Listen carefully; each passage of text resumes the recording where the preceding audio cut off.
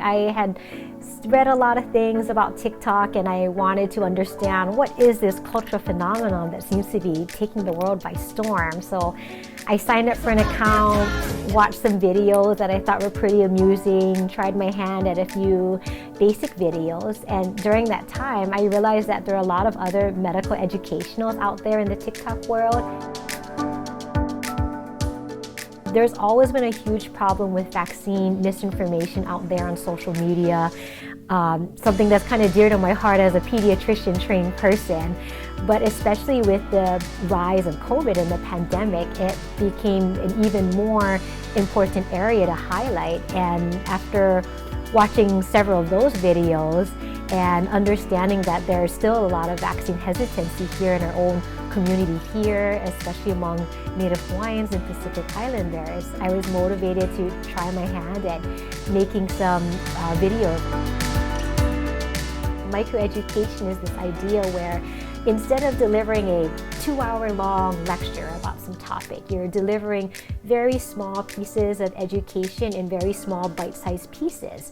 And the idea is that a learner who is exposed to these pieces of microeducation repetitively, they may be more likely to retain this information. When I was recently asked by our department chair of pediatrics to present at our department faculty meeting about my TikTok work, I was kind of joking to my friends that, hey, this is kind of cool, I got the chance to make TikTok academic. I talked a little bit about that theory and how I thought that TikTok was a perfect platform and tool to exercise some of these methodologies in microeducation.